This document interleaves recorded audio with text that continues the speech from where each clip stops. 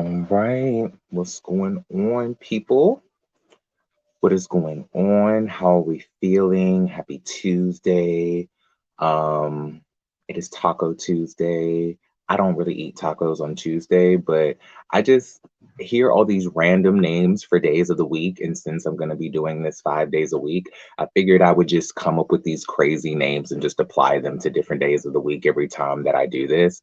So each week I'm going to try to do a different name, or they may just end up being the same name every week. I don't know yet. We'll see. But what's going on, everybody? This is Chaos and Charcuterie. I am Sean Ellis Rogers. I am your host. This is the personal extension of the Real Reality Realness podcast, where you guys will get to know me. I'm going to react to some interesting headlines, and then I'm going to give you guys a segment that I call Hey Ashley, which is where I'm just going to read a Dear Abby letter, a Dear Amy letter, and an Ask Annie letter. I might have a couple of those confused on the last two, but I'll explain all of that when I get to it. Okay. So we're going to start with a little business first, and then we're going to get down to the mess. Because you know me, I put the mess in the message. All right. So today on the show, hopefully you guys already know, but if you don't know, I had the privilege of having my very first housewife on the show.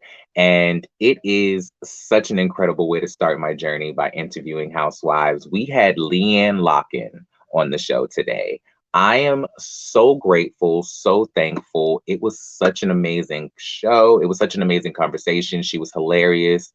Her weave was rested, but my cheeks are still hurting from laughing. My cheeks are exhausted. Oh my gosh, she was so fun. And we also got to have a real ass conversation about what really happened in Mexico between her and Carrie. And I could not be more grateful for her allowing me to dig into that, because you guys know that I'm not really a messy person. I don't, dive into the crazy questions. I'm not, the aggressive type of interviewer. So, but as a person of color, I felt like I had to address this. And then with my content being the way that my content is, like I talk about stuff like this all the time when I'm outside of my interview. So I felt like it was important for me to do that. You know what I mean? I felt like I had to at least address it. But also, the reason why I definitely wanted to approach her about what was going on, or what went on, because this is years ago, but what went on between her and Carrie, was because I felt like there was an angle that this situation needed to be approached from, that I felt like people weren't having enough conversation about. And I felt like Leanne was kind of handled unfairly. And while I'm not absolving her of what she said sounding the way that it sounded, if you dive deeper into it, there's a lot more that needs to be spoken about when it comes to that. And we dive into that when it comes to the podcast. I really think you guys should check out my conversation with Leanne. She spilled a little bit of exclusive tea about production and behind the scenes stuff. We got to Kiki about Andy and some of the girls on the other franchises, mostly me kikiing about the other girls, but anyway, we have a good time, and I appreciate her for coming on, because I still consider myself a startup. I've only been doing this podcast for 3 or 4 months now. But also, speaking of, we crossed 100 episodes and I completely missed it. So I want to do something for the 100 episodes, even though Leanne Locken was my 111th episode. I believe 111th or 110. Let me go check and see. Actually, I can't do it on this phone. Anyway, I'll get back to that. But yeah, like we crossed 100 episodes and I didn't even notice. I'm so excited. I've been seeing a lot of different podcasts celebrate getting to 100 episodes recently, like the podcast See the Thing Is with Mandy and Bridget Kelly. Congratulations to them. I just watched that episode randomly at like 3 o'clock this morning. I don't know how recent or old it is, but congratulations to you guys anyway for getting to 100 episodes. But I had that conversation recently, I believe with Dave Lennon as well, from Lost in the Groove and Groove and Gravity. Groove and Gravity premiering in March, by the way. Um, I believe we were having that conversation about his podcast getting to 100 episodes, and I was like, I have to check and see where mine is, and then I noticed I was over 100. I was at 109 at the time. So I believe today makes 111. So I am so grateful having Leanne on my 111th episode. Just feels like something special. It feels like something that was supposed to happen. It feels like it's kismet. It feels like, the energy is working. I need my girls Emma and Tasha to come in from the Bravo Clubhouse, the Cosmic Cabo, blah, blah, blah, blah, blah, the Cosmic Bravo Clubhouse, I believe. But either way, they're from the House of Bravo podcast. That's who I'm speaking about. But I was trying to get their Instagram channel right. I don't think I got it correct, but their podcast is called House of Bravo. I would love to talk to them about that, because I was speaking to Emma earlier and I was saying how important I felt that this episode was for me. And I forgot to mention to them that it was my 111 episode. And that just feels like a special number. It feels very important. So I'm really excited about it.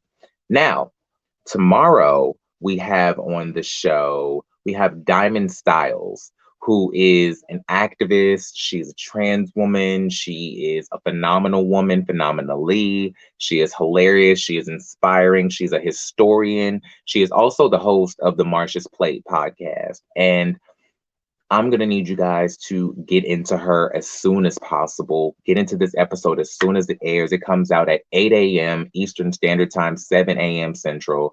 And I need y'all to get into it, because this was probably the most impactful interview I've ever done on the podcast so far. I genuinely believe that this was the most impactful interview I've done so far on my channel. And I really appreciate her for coming on, because there was so much conversation around gender and identity, and there were so many lessons taught, and there was so much history given, and so many gems dropped, and so many resources provided. There was just so much substance and so much juice and so much meat from this interview. I cannot be more grateful to Diamond Styles for coming on. Make sure you guys subscribe to the Marsha's Plate podcast. Make sure you subscribe to the House of Bravo podcast. I didn't say that before. Make sure you subscribe to House of Bravo too. Those are my girls. So excited. Once again, let me know who you want on the show. Leave me comments, leave me suggestions of who you guys think I should be inviting on the podcast. They don't have to be huge people. It can be people big, small, on the come up and coming, whoever. Like, I reach out to so many different types of people. I like people who are talented, who create content or have some connection to reality TV, pop culture, music, people who do something and they have an interesting story. I like interesting people who do interesting things. That's really like the context of what I look for in a guest. So, yeah, let me know who you guys want me to have on the show. I'll reach out to them. I'm reaching out to people all the time. So yeah, make sure you guys are in the building, in the comment section, in my DMs, in the show's DMs. Let me know who you want me to bring on next. Okay? Because I got some great people coming up, and I would love to know who else you want to see, because I am excited about the people that I'm talking to, about the people that I've confirmed. I'm so excited about the people that I've confirmed. OMG. And yeah, so with that being said, the Chrisleys are going to prison today. And shout out to ABC3 Where TV. That's the website I'm reading this from. This is coming from Pensacola, Florida, obviously. Apparently. Reality stars Todd and Julie Chrisley will begin their prison sentences today, according to CNN. Now, mind you, this article was published yesterday, but I just saw it today, so I'm just going to apply the word today where it says Tuesday. Okay, so Todd Chrisley and his wife Julie were sentenced to prison in late November for fraud and tax crimes. 1 second. They received 12 years and 7 years, respectively. So Todd got 12 years, Julie got 7. Todd Chrisley has been assigned to serve time at FPC Pensacola, which is a minimum security facility on Raby Avenue in Pensacola. Julie has been assigned to Federal Medical Center, Lexington, in Lexington, Kentucky. I'm not reading their Instagram post. The Chrisleys' daughter, Savannah, recently posted an Instagram to wish her mother happy birthday. In the post, Savannah acknowledges her mother will be sent to prison, saying, "Unfortunately, we are one of many that the system has failed. And I will continue to fight the good fight until we are home together." Does that mean she's like filing appeals on their behalf? Well, hold on. The couple will have to report to federal prison by noon today. I'm assuming that's Eastern Standard Time, so they should be processed by now. It is 4:42 Eastern Standard Time, 3:42 Central. So yeah, they should be processed by now. According to ABC affiliate WTVM. Okay, well, shout out to them. Hopefully they come out and don't want to be scammers no more. I don't really know what to say about that. God bless them. I want to talk about Diddy's son, King Combs, and he's chiming in on the whole Nepo baby conversation. And I was looking through my notes today and I realized that I actually had a few stories about people who were Nepo babies. So I was like, okay, maybe I'll do a Nepo baby segment. So with the Nepo baby discourse, shout out to Complex for writing this article too, by the way. With the Nepo baby discourse raging online, Diddy's son, King Combs, has decided to chime in. TMZ caught up with the 24-year-old at LAX recently and asked him if he's tired of the debate about how the often charmed life of the children of famous people. Not really. That's written weird. Hold on. And asked him if he's tired of the debate about the often charmed life of the children of famous people. Oh, that was a typo. Got it. He said, "Not really," King responded. "Heavy is the head that wears the crown, so got a big legacy to live up to. Right now, bad boy, we number one. Let's go, baby." Shout out to Gotta Move On and the remix. Carisha, Ashanti, Bryson, all y'all. He continued, "I feel like I'm blessed. I'm going to take the legacy far, further, and further. Bad boy for life. You know what it is."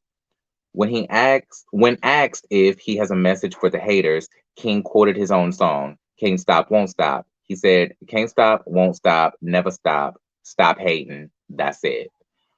Okay. Hanks commented on the whole situation. Da, da, da, da. Okay, cool.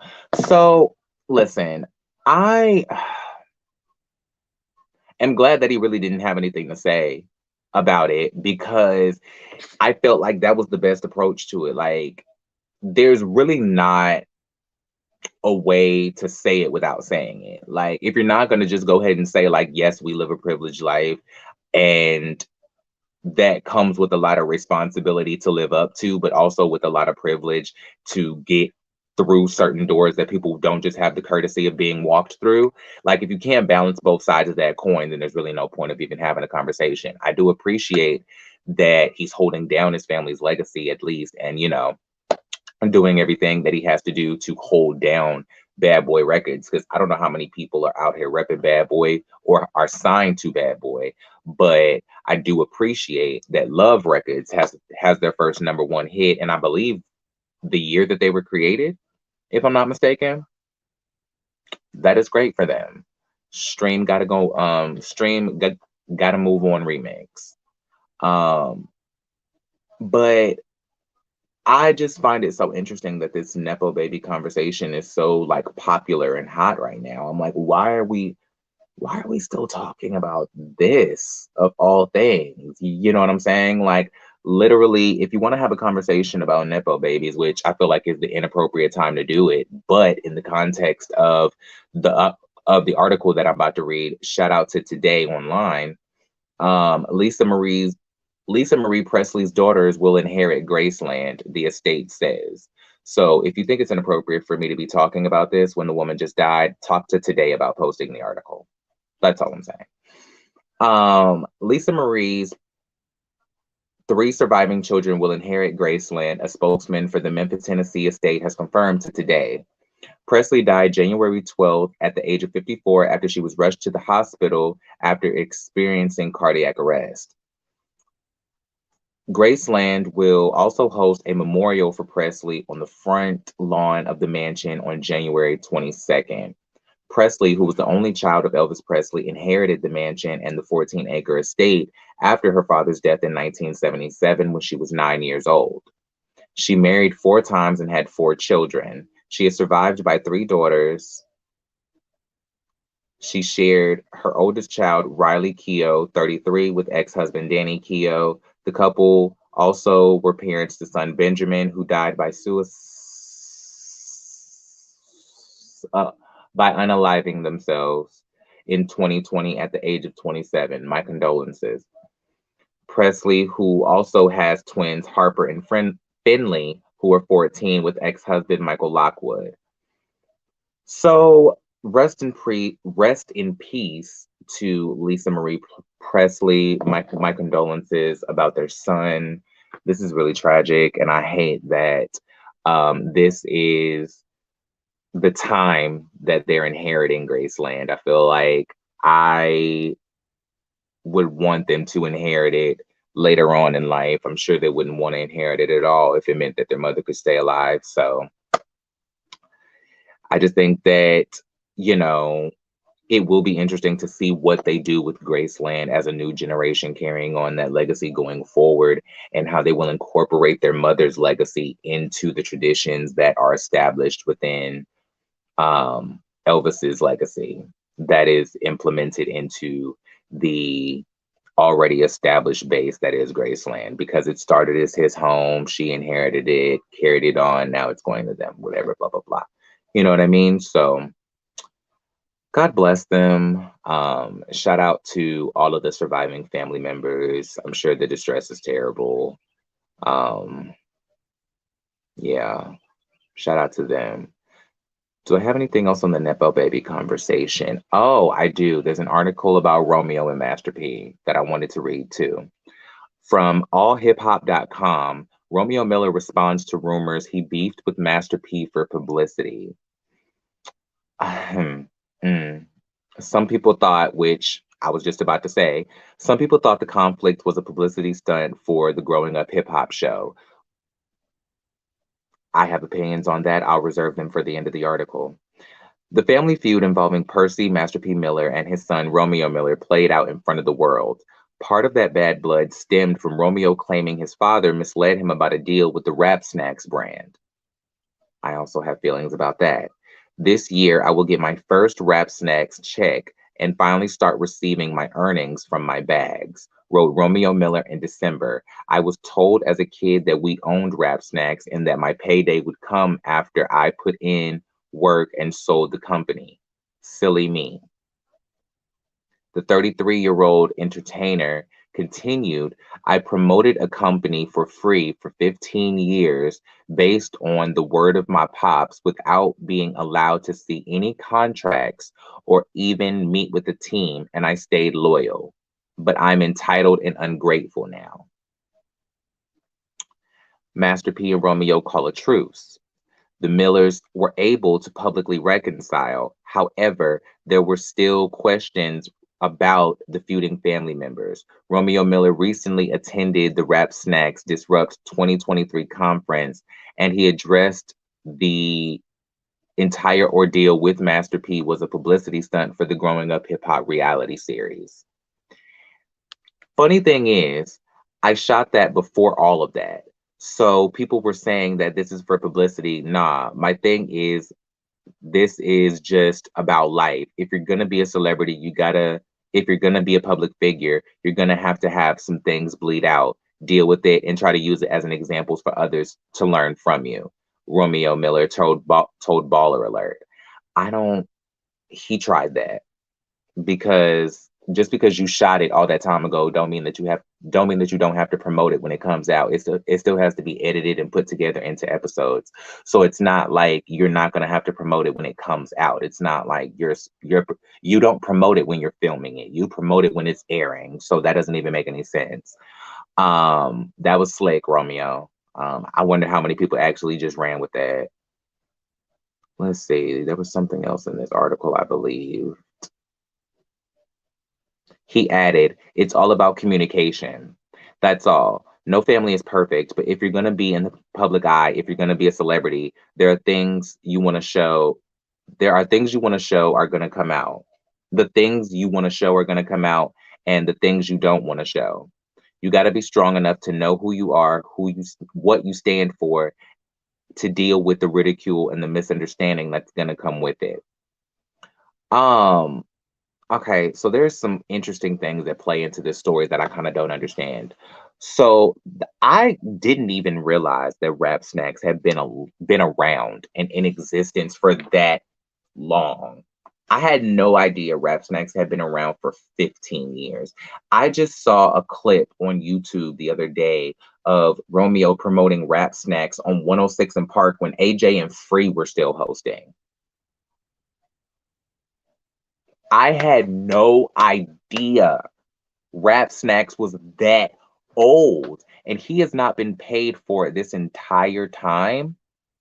That is bananas, bro. That is insanely bananas that he has not been paid for this entire time. Like, is he getting back royalties for all of this? Is he getting like is he getting one big lump sum to back up for what he ain't been paid for what he ain't been paid for 15 years, or is he just going to start getting that in big sums? Like, what is I would love to know the details, even though it ain't nowhere near my damn business. But I do think that that is some of the most interesting things I've ever, like, really 15 years and you've been promoting a company for free, and he said that you would get paid for it when they sold the company. Wow, that is awful. That you told your son that he would only see money from a company that he's been promoting when they sold it. When was their intention to sell it? If Master P never sold Rap Snacks, he would never see money. Did Master P ever sell Rap Snacks? Like, what that's crazy. That's crazy that he would do his son like that. But then you would expect everybody else to give your son good contracts. You would expect Nickelodeon to give your son good contracts for the Romeo show. You, the person that finessed a record label out of $30 million with the independent company, finessed your son out of 15 years worth of royalty checks just from even just like appearance fees in the ads, like licensing fees. Like, you ain't paid him nothing. Nothing. Wow. Wow. Wow. Wow, Nene. Listen, my last story on Nepo Babies is about Miley Cyrus. Um, I have a thing that I want to read from page 6, where Miley details her failed marriage to Liam Hemsworth in new song Flowers. Okay, this is page 6. Miley Cyrus takes a dig at her failed marriage to Liam Hemsworth in new single Flowers, and adding insult to injury, she dropped the song hours before her ex-husband's birthday. Lyrics: "We were good, we were gold, kind of dream that can't be sold," Cyrus sings. "We were right till we weren't, built a home and watched it burn." That's a bar. The Wrecking Ball singer's lyrics present a double meaning, referring to the multi-million-dollar Malibu home she shared with Hemsworth being destroyed in a 2008 wildfire, while detailing how their relationship crumbled over time. That's brilliant songwriting. Shout out to Miley for that. If she wrote that, that was everything. Cyrus, age 30, goes on to sing that she didn't want to leave the Hunger Games actor, 33, but then realized she is happier and better off alone. Lyrics: I didn't want to leave you. I didn't want to lie. Started to cry, but then remembered. I can be, I can buy myself flowers, write my name in the sand, talk to myself for hours, say things you don't understand. She croons. Again, another bar. Let me read that again, because that was, ooh, that was deep. That was deep. I didn't want to leave you. I didn't want to lie. Started to cry, but then remembered. I can buy myself flowers, write my name in the sand, talk to myself for hours, say things you don't understand. Ooh, bitch, that hit. That hit something different. Cyrus is seen dancing through the streets of Hollywood, looking glam in a gold ensemble and black sunglasses as she warbles the biting lyrics. Oh, this is in the music video. Okay. So, um, I don't really need to read the rest of that. Y'all can go read the lyrics for your damn selves, or y'all can go and listen to the song for yourself. But I can appreciate that she doesn't go in interviews and necessarily say these things. I can appreciate that she goes into her music and do it where you're supposed to do it. You know, people have been ripping Miley Cyrus apart. I mean, not Miley Cyrus, but Taylor Swift apart for doing this for years, and she's only been doing what you're supposed to do as an artist. Which, by the way, have y'all gotten over that? Have y'all gotten over Taylor Swift literally doing her damn job? Like, I know people tried to say she was dating people for songs, but like, what does that even mean? So does like any and everybody that writes a song about their ex, did they only date that person for the song? Like, that's crazy. That was crazy that that the people just let that slide. Like, I really don't understand that. But like, Taylor is literally an artist. She's supposed to talk about what's going on in her life. So what? She's either supposed to date or quit music. Like, what sense does that even make? Like, what? Like that? Yeah. Like, can y'all get over that now? Are y'all done? Are y'all done with that? Literally, are you done with that? Because I don't understand. Let let that girl live. Buy her albums, the ones she re-recorded, and keep it pushing. Shout out to Taylor Swift. I don't even listen to your music, but I give credit where it's due, and right is right is wrong, and wrong is wrong. Y'all trolled that girl for being a girl, for being a damn woman, and for doing what she had, and for doing what she wanted to do, which was date. Like, she was a woman growing up. That's what women do. They date. What's wrong? Like what's wrong with that? She's an artist. She's a recording artist. She writes songs about her life. What's wrong with that? Like, I don't understand. Y'all want people music to feel personal, but then when they write a song about their life, all of a sudden it's conspiracy theories about how the song even came to be and why they doing it. I don't get that. I genuinely don't understand that. Like, y'all gotta let people live. Like, it's like, are y'all just determined to hate her? Like, are y'all just looking for a reason? And it's no shade. It's not that I don't like Taylor, but I'm very specific about my music choices. And I haven't taken the time to dive into her catalog enough to decide whether I like her music or not. So does she have songs that I like? Absolutely, but I wouldn't necessarily consider myself a Taylor Swift fan. But I am a fan of her journey, her artistry, her penmanship, the way that she writes music, her business acumen, especially the way that she's handled the release of her past few albums. I really admire her business practices. She's really good at handling her shit. So, I don't got to be a fan of your music to be a fan of you as a person and the way that you handle business and you doing things in the world that I feel like should be done. So, shout out to Taylor Swift or the Swifties. Go stream whatever she got out right now, and whatever she about to come out with, go stream that too, because I'm sure she done gave y'all the tea. Now, let's get into Hey Ashley, because Hey Ashley is a segment that I want to do on the show every day where I pick a segment from Ask Amy, Dear Annie, and Ask Amy. And I just want to read these advice letters and just give my own unsolicited advice to letters that people asked other people advice for. Really. The reason why I wanted to do this is because I found it so interesting that there are all of these advice columns and all of these women's names start with A. And I don't believe that they're affiliated with each other in any type of way, but yet they're all basically doing the exact same thing, and all of them are starting with the letter A, right? So it made me think about that show Recess, and it made me think about the Ashleys and how all of their names are Ashley, and their names just happen to subsequently start with A, to my point in this situation. So I thought it would be funny to just do a segment where I'm gonna be, hey Ashley, and I'm gonna read these people's letters and I'm gonna give y'all advice, even though y'all didn't ask me for it. Okay? Let's get started. I'm gonna start with the OG, Dear Abby, because she's the one that I have known for the longest. So I'm gonna start with her.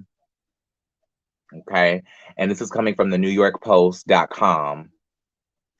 Dear Abby, I live every day in debilitating pain. I have a lovely life, a wonderful husband, 5 caring children, entering adulthood. I have a successful career I am well compensated for. The problem is I face the problem is at 47 my health is such a problem. Sorry, hold on. The problem I face is that at 47 my health is such that I live every day in debilitating pain. There we go. I spend my energy getting through my day and evenings and weekends in pain and recovering from my work week. My husband is understanding, but friends and family don't understand. I don't know how much longer I can continue this, but I don't know how to give up my well paying career without which my family's quality of life would considerably change. Any advice would be greatly appreciated. Trying to rest in Midwest. Okay. Abby's answer, Dear Trying, whether your friends and family understand the challenges you are dealing with is beside the point. I will assume that you have talked at length with your husband. Your next step should be to talk with your physician about a referral to a pain management specialist. If you are unable to find relief, you may have to take the financial hit, although it may mean your family will have to make do with less. Your quality of life is important too. Once again, I always seem to agree with Abby on this. I don't understand what her family and friends really have to do with it. I think she may have just been acknowledging for the sake of stating it. But I think the most prioritized part of this conversation should be the fact, of what she's going to do with her coins. But my question really is, you didn't mention any of your medical history in your letter. And when I say medical history, like what your doctors have said about this. Have you gone to a doctor? What insurance do you have? Does your like you have a great job? Does your job's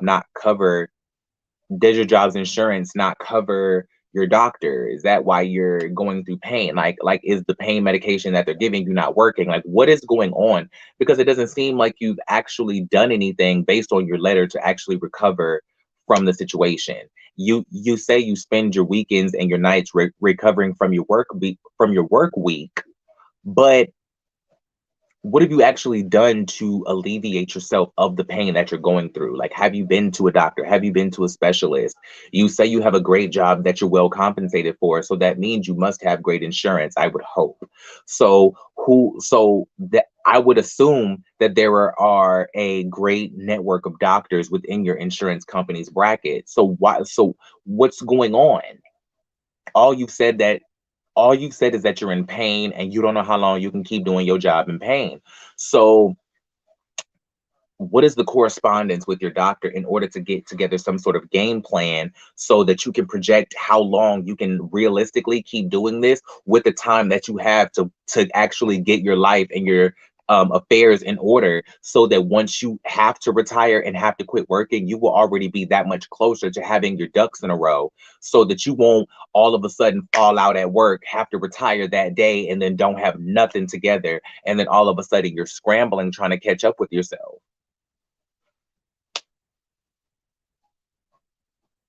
It seems like and I don't want to say you ain't done nothing to get your self together, but it sounds like you ain't done nothing to actually handle the medical issue that you're having. You're more so complaining about what doing something about it is going to do for your lifestyle. And it seems like you're more concerned about maintaining this lifestyle than you are about maintaining a quality of life that's going to allow you to enjoy the lifestyle that you're working so hard for in the first place and suffering through. So if you actually trying to rest in the Midwest, then I feel like you should rest in the Midwest before you is laid out and depressed in the Midwest because you paralyzed somewhere and can't get up. I would like you to go to a doctor, ma'am. I would like you to go to a doctor. I hope that you're not one of those people who retains money from their check by not paying for insurance and getting it taken out their check. I hope you're not balling off of the money that you're supposed to be putting towards your insurance so you can take care of your health. Because you have not mentioned one thing you have tried to do to get your health in order, and I really hope that that is your priority over maintaining a fancy lifestyle. I'm just saying, just my opinion. Um, let's go on to Dear Annie. Okay, Dear Annie. Father asks for silence on a serious matter. Okay. Dear Annie, here's my dilemma. I moved back into my dad's house several years ago, and he's been good friends with Chuck and his wife Rose for the last 20 years. He goes out to dinner with them regularly and often has them over to the house for drinks and cards. Well, about 7 years ago, Chuck was sent to prison for molesting his young for assaulting his very young granddaughter. After that happened, his own children cut ties with both Chuck and Rose. Rose continues to stay with Chuck, and my dad seems to be in denial over the whole thing. His rationale is we don't know what happened, even though I showed dad the newspaper article and Chuck's picture on the S offenders registry. I am shocked that dad continues to stay friends with these people. However, I stay out of it and have kept my interactions with Chuck and Rose to a bare minimum. Our paths cross occasionally when they come over to visit my father. I just say hi briefly and go to my room. However, this year we had our annual Christmas party at our house and invited our good friends, the Browns, over.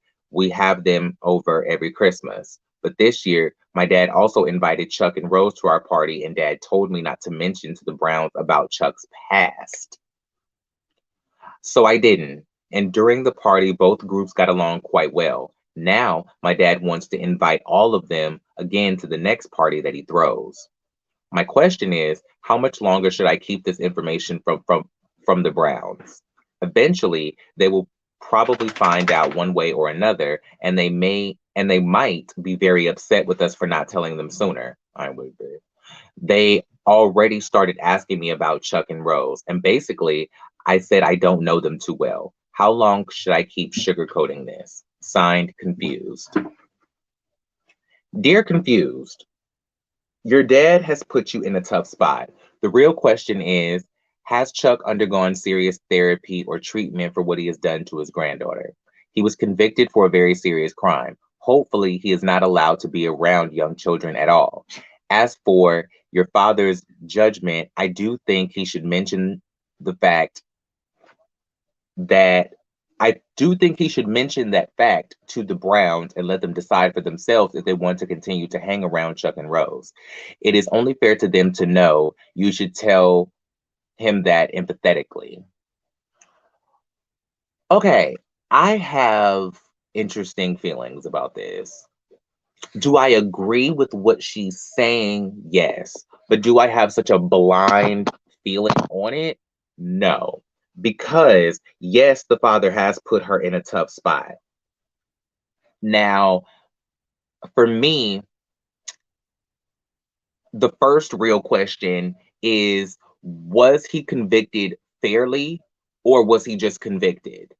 Because there was enough evidence and enough setup for him to be convicted. Okay? Because I have to recognize that the American justice system is fucked up. And just as And I don't know what the ratio is, but there's a lot of people who have been put in jail for crimes that they haven't committed. So, one, I would have to figure out, did he really do it? Two, then I would have to understand, if he did really do it, has he undergone the therapy or treatment, right? I understand that completely for what he has done to his granddaughter. I would have to have a conversation with the granddaughter personally, because I'm not telling you don't believe victims. Do you get what I'm saying? But that's a complicated story. We don't have enough time for that, and that's not really what I want to get into here. But the specifics of that situation, that's not really what I want to get into. But that's another episode. However, I do think that the Browns should know. I do think that the Browns should know. You know what I mean? When it comes to the situation on if he really did it, and all of that, I think that's more so for you to hear the story of the victim and let that speak for itself. Um, but I would be remiss if I did not mention the fact that there are people who get convicted of false rape, false statutory, like there are people who get falsely convicted of crimes. So I feel like that is a tough spot to be in. However, I would never say question a victim, right?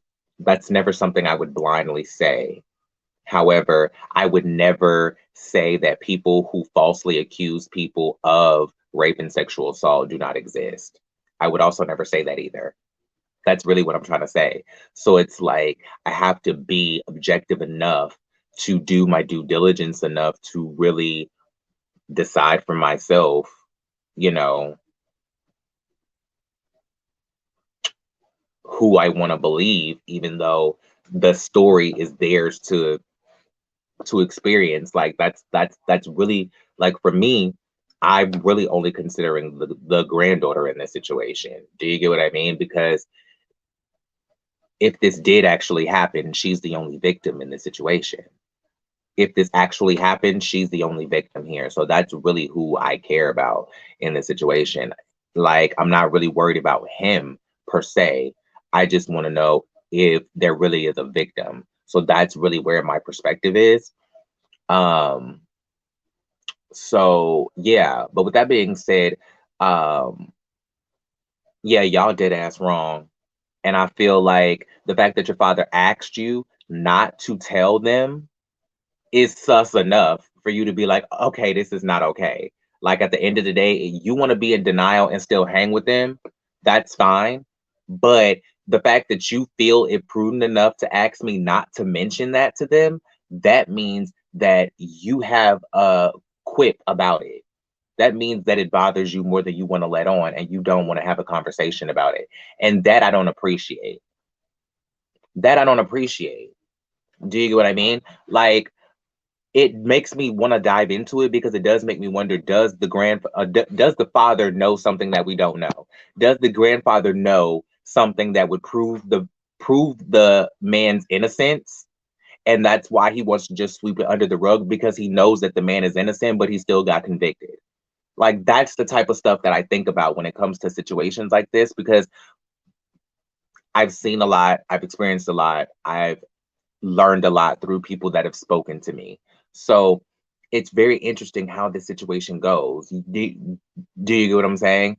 Um, it's crazy. It's really crazy. Like, it makes me wonder why the father is blindly supporting so badly. Because if this did actually happen, you really need to question your father. You really need to question your father, and it would really make me question what his actions were and what he does behind the scenes on his time and what he got going on. Because if he knows that the man is guilty and he is doing all of this, then that would really make me question what my father's proclivities were and what he has a fetish toward.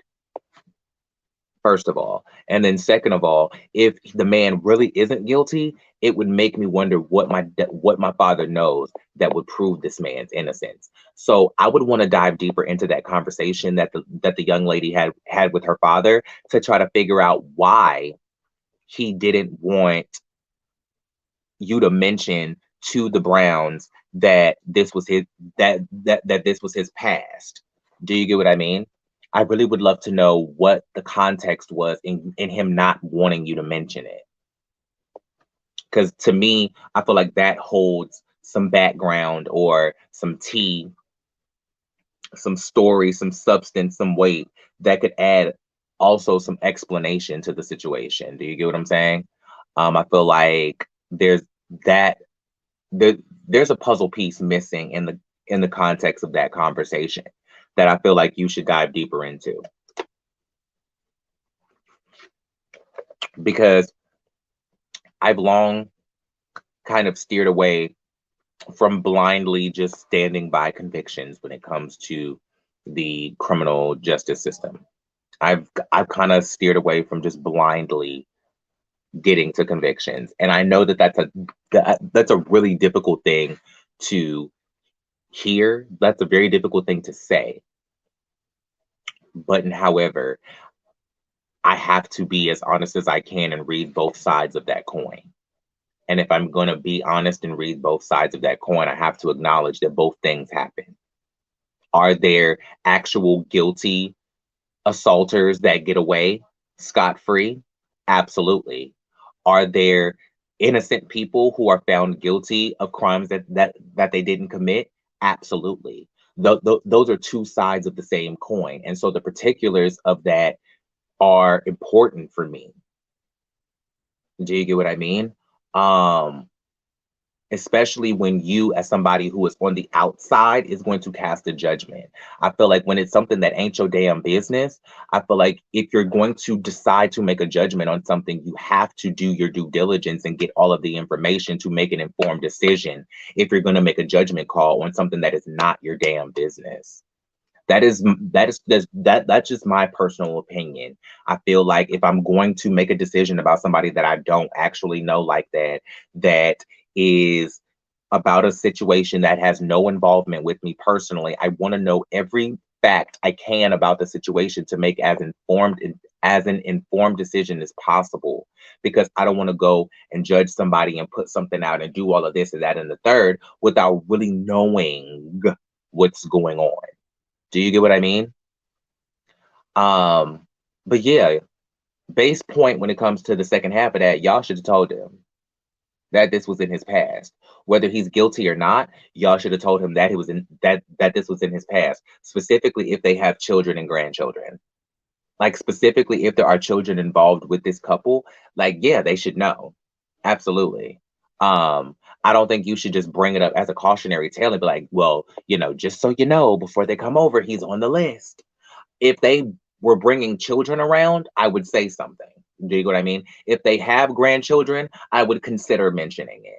But if they don't have children or grandchildren, I would consider when and where to mention it. I would bring it up at some point, but I don't think it would be like something I just lead with. I would find a way to work it into conversation or find a way to let them know that hey, this is who you're around. But that still gives me a question of, is that your place?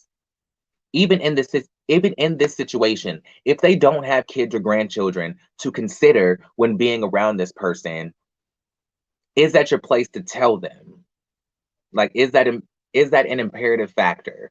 Or should they have the option of making a fully informed judgment call whether they have children or not? I personally think so. That's why the S offenders registry list is public record, right? You can go and look that up, right? You can go and look up the offenders list, right? Am I dumb? Am I bugging on that? Can I look that up? Yes, you can. Okay, so you can look up the S offenders list. You can look up the registry. So if it's public knowledge and able for you to just pull up on the internet, then I feel like, yeah, you should tell them then. Why not? Because they can go and research it on the internet for themselves anyway. So if they can go and do their own due diligence, if they're those type of people to research every person that they come into intimate contact with more than once, if they are those type of people, they're gonna research and Google it and find it right there anyway. So I don't see why not. I don't see why not. Like, maybe you should tell them. I feel like if they have children and grandchildren, I feel like it's even more imperative that you do mention it, though. I feel like if they do have children and grandchildren, it's a 100% obligation. Um, if they don't have children, I feel like you can make a judgment call based on your own principles, and we can have a conversation about it. Come on the podcast and we can talk about it. But I feel like, yeah, you should tell them because they should have an informed judgment call based on who they're in the room with, regardless of if they have children or not. They should be able to make a moral decision based on who they want in their company, based on the facts of who they're in vicinity with. So, yeah, I say go ahead and tell them. Yeah, go ahead and tell them for sure. Let's go to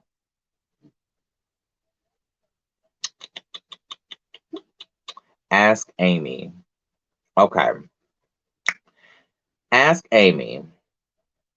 This is titled, My Husband's Midlife Crisis Has Me Fearing for My Life. Oh, wow. This has to be a quick one. I might not have time for this. Okay.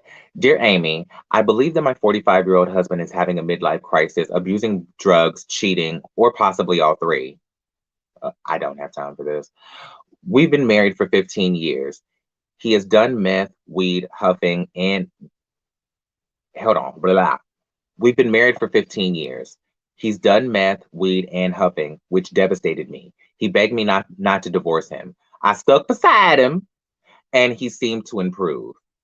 Lately, however, he has displayed erratic behavior, control, anger, paranoia, sleeping issues, anxiety, and ADHD tendencies. He has installed cameras on the front and back of our house, and much more. He is also seeking a second part-time job for the weekends so he doesn't have to see me at all. I am really beside myself with what to do. I want to go talk to his mom, but I feel that it may be a bad idea because although I know that she loves me, this is her son. I lately fear a bit for my life. I'm scared. I have brought up divorce 2 times, and let's say it didn't go well. He continues to call me horrible, disrespectful, and disgusting names. He wouldn't be where he is without me, financially or otherwise. I feel disrespected and very hurt. Does he need counseling? Signed, Hopeless and Tired Wife. Dear Hopeless, it sounds as if your husband needs rehab, and if you need to leave this relation and you need to leave this relationship safely.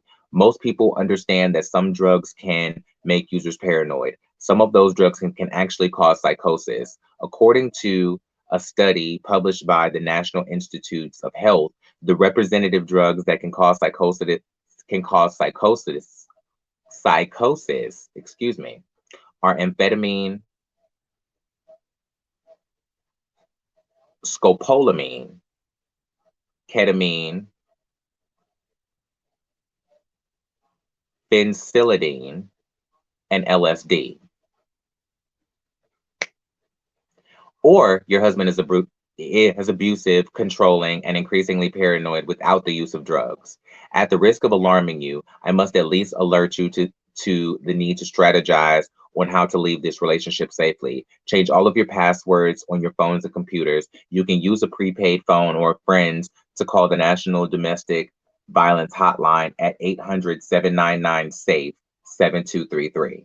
Or check the hotline.org from a safe computer. A counselor can talk to you about developing a safe plan. It is vital for you to talk through this with supportive friends or family members. I don't think it's necessarily wise for you to discuss this with your mother-in-law. However, she may sincerely love you, but she may also pressure you to stay in an unsafe situation for her son's sake. I agree with not bringing your mother-in-law into this. Um, I definitely think that if he's displaying relapse behavior, then you need to already be prepping an exit strategy out of this situation. I feel like if this is a situation that is becoming dangerous to your life and dangerous to your safety, and you're fearing for your, like, you're literally fearing for your life, then I feel like there's only so much left in this situation before it goes somewhere that it can't go back from. So I feel like at this point, I agree with Amy. You need to be developing a strategy out of this situation, and you need to be doing it quickly, because it's starting to look like the movie Enough, but with a drug problem. Like, it's really starting to become a bit much. And um I don't know if there are children involved. I can't remember reading about there being children involved in the letter.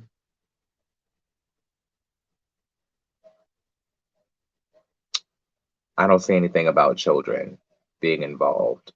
But but if you guys do have children, you need to protect your children first and foremost and get them the hell out of there. But even if you don't have children, your safety is still just as important. You need to be able to get out of there to protect yourself. I can understand how much you love your husband, but at the end of the day, you need to love yourself more. Because if there ain't no more you to love him, then who gonna love him then? And who's gonna be there to love you when you in the ground? So, with that being said, you need to prioritize yourself in this situation. That would be my advice. I feel like you need to start having a conversation with the people from the domestic hotline. I'm going to actually read that number out again for you. Um, Let me go back to that. The number is 800-799-7233, and the website is thehotline.org. Because if you're fearing for your life, that makes me feel like he is being physical with you, or he has been physical in the past. So if you feel like there's a chance of him being physical again, then I feel like you need to go ahead and have a conversation with the people who you need to have a conversation with to facilitate an exit, and prioritize yourself over somebody who is not prioritizing you. Because if he is not prioritizing you and this marriage enough to do what he needs to do, he's apparently prioritizing himself enough to relapse and go on binges, and now put you in situations and circumstances that make you feel unsafe around him. Do you get what I mean? So now I feel like he's taken it to a point that is past an opportunity for you to help him. I feel like now we're at a situation where there's nowhere else to go but out. Period. So, with that being said, that is pretty much it when it comes to our show today. Let me know what you guys thought about the segments. Let me know what you thought about the headlines that I covered. Let me know what you thought about about the conversation that I had about nepotism babies, about all the things that I read about in the headlines. Let me know what you think about the Chrisleys going to jail. Let me know what you think about all of the letters that I read today. And if you have any comments or advice of your own, feel free to drop it down in the comments. I would love to read what you guys think about the situations that I talked about today. I'm definitely going to talk about some more stuff every day, and I'm going to continue this Hey Ashley segment, and it's going to be the second half of the show. I'm going to do headlines first, and then I'm going to do Hey Ashley as the last 30 minutes of the show. Now, with that being said, I want to remind you guys to go and check out my interview today with Leanne Locken that dropped this morning. And make sure you guys get ready for my interview with Diamond Styles from the Marsha's Plate podcast that will be out tomorrow morning at 8 a.m. Eastern, 7 a.m. Central. Make sure you guys are subscribed to the podcast. Make sure you're subscribed to my sister podcast, Housewives History with Megan Eady and I. Make sure you're following me at Sean Ellis Rogers and The Real Reality Realness right here. Make sure you are following Megan Eady at Real Housewives Analyst. Make sure you are subscribed to my YouTube channel at Georgia Carolina, Jorja, spelled like Georgia Smith, and Carolina spelled like both states, North and South. With that being said, I want to remind you guys to be real, stay in reality, and always, always bring the realness. I am Sean Ellis Rogers. This has been Real Reality Realness.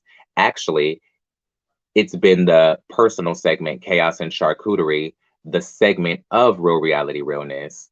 And I love every single one of you guys from the bottom of my green heart emoji. Misbehave yourselves, keep the mess in the message, and we'll be back tomorrow. All right. Peace. Goodbye.